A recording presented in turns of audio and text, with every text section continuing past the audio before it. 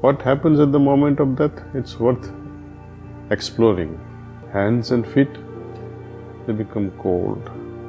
Haven't you felt this when someone is dying? You'll notice that hands and feet will suddenly become cold. The soul takes an exit either through the eyes or through the ears or through mouth, and the eyes are turned backward.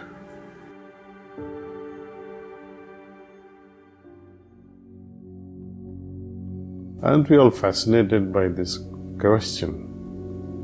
What happens after death? What becomes of me?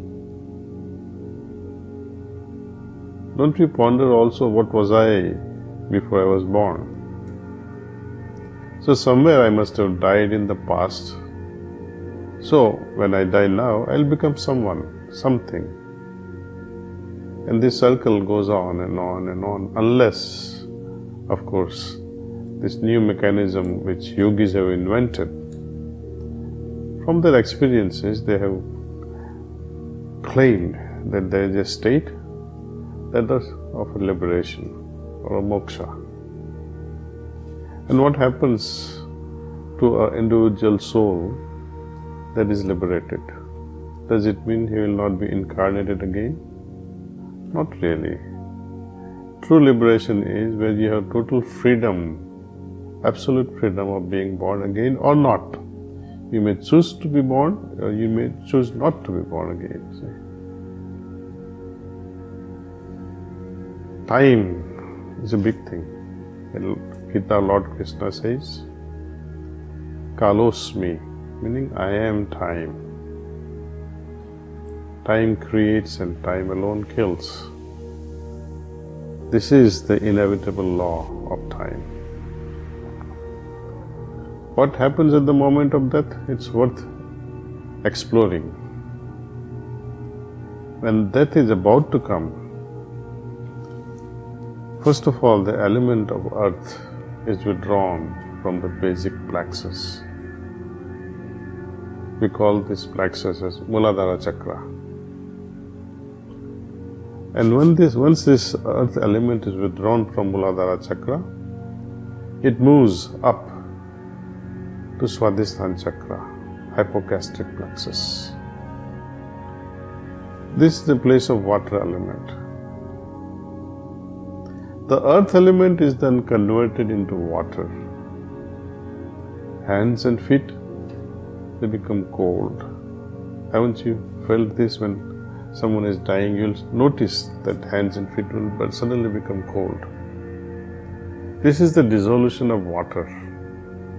Then, when water is withdrawn from the hypogastric plexus or Swadhisthana Chakra and is accumulated here at the solar plexus in the region of our navel or Nabhi Chakra, it then becomes fire. The region above the navel, above, it will become warmer. This is the dissolution of fire.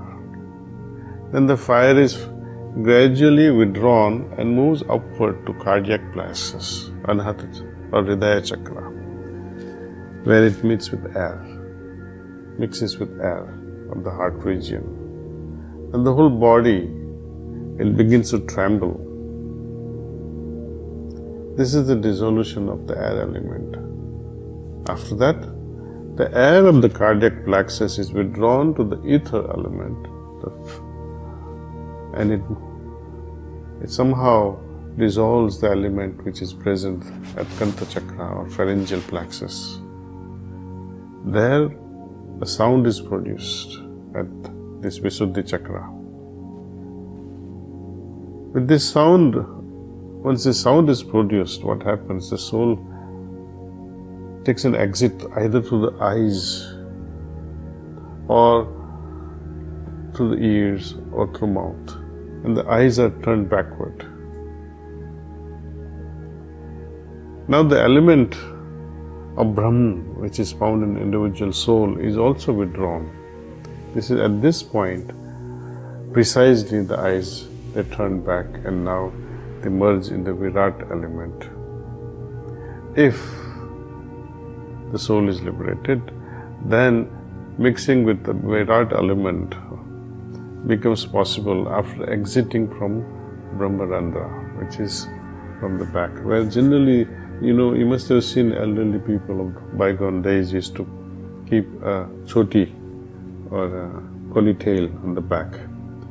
Exactly there, this Brahmarandra is. Liberated souls, they exit from this particular point. Unfortunately, tradition holds on to this idea so strongly that even after death, even when the body is totally burnt and some parts of skull remains, they will smash it. And they smash it in such a way that the soul gets to leave from this 12th or the Brahmarandra chakra. But this is inhuman, this is violent. A liberated soul doesn't need such blow from heavy instruments. It just evaporates, it just transcends automatically at that very moment of death and mixes or merges with the Virat element. So this is in brief what really happens at the moment of death, and depending upon the vibratory level of our Atman. If it is Sattvic, there too there is a whole spectrum of Sattvikta. If it is Tamasic, there is a spectrum of Tamsikta. And if it is Rajasic, there is also a spectrum. To what extent is it Tamasic or Rajasic or Sattvic? And combination of it all. There is infinite possibilities, and accordingly there are infinite dimensions. So based on the vibratory level of the soul, it will reach out to that dimension.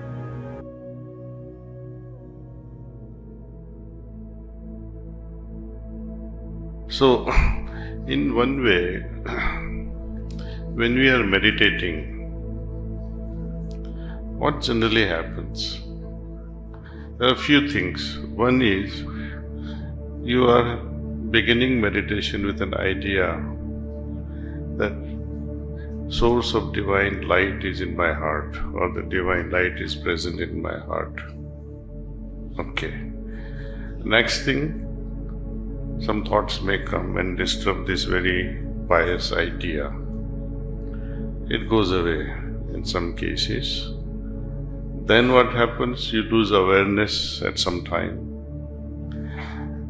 And then what happens later on? You become aware that I have lost my awareness. Right? And sometime in some sittings, you are so much lost that you have no awareness of losing the awareness, and somehow from nowhere you come back. Right? It happens to lots of us. And that is almost a kind of a temporary death. And when that happens, some abhyasis, they get so scared and they just get up like that and say, what happened to me? And you must have heard some women especially crying and shouting, screaming during meditations. They go just berserk somehow. There could be many other reasons also. So consciousness, when it collapses within yourself, in yoga we call it a state of Samadhi. But according to Babaji Maharaj, Samadhi is just the first stepping stone. We have to go further beyond all that.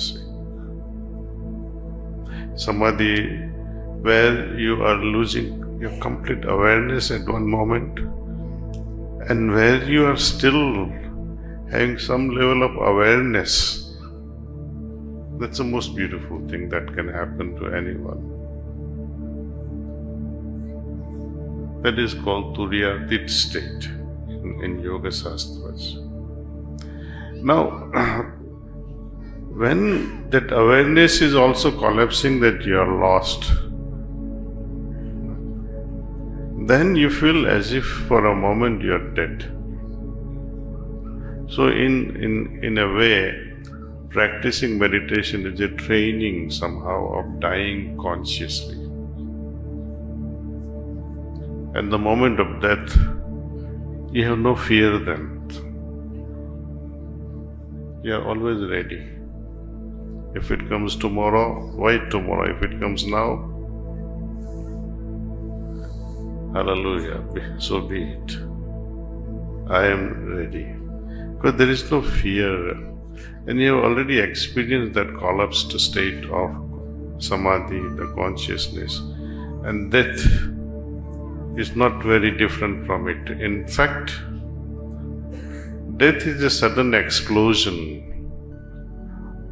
from that collapsed state of consciousness to enormous thing. It's like a small amount of water in a cup suddenly becomes a huge cloud occupying the whole sky.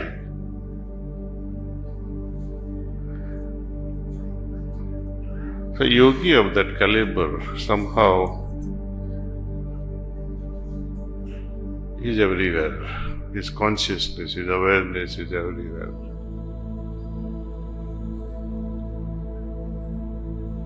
It's the practice that can prepare us for such a moment.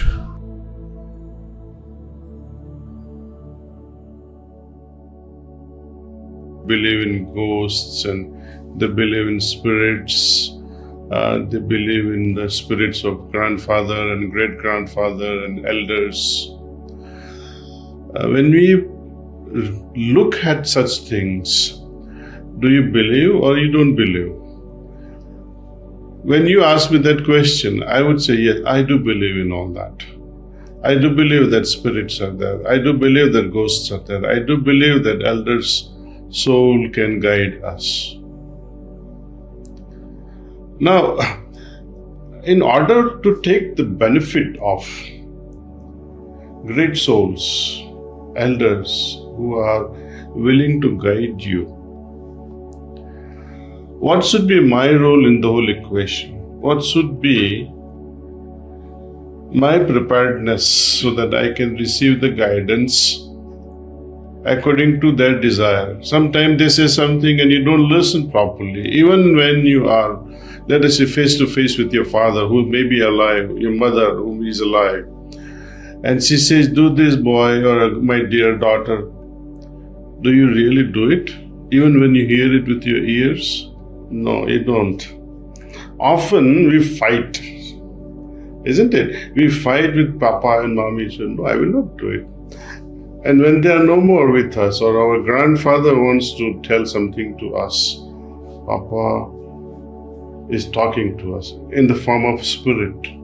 When you are meditating and all of a sudden some understanding comes in your heart that somebody is trying to talk to me, right? How would you get that message? How would you be confident enough to say, yes, this was the message? I don't say it's easy, it's going to be difficult. But our preparation should be, I should be pure in the heart. I should be reciprocating that and respecting that I can respect my elderly great-great-grandfather whom I have never seen, and they want to guide me. Am I prepared for all that? So, heartfulness way of meditation, I don't say that it plays with spirits and ghosts, etc., but it prepares for everything. Whenever circumstances so arises that some elderly soul who may not be related to me wants to guide me, they can guide us when our heart is quiet, when our heart is not demanding, when our heart is pure and unselfish.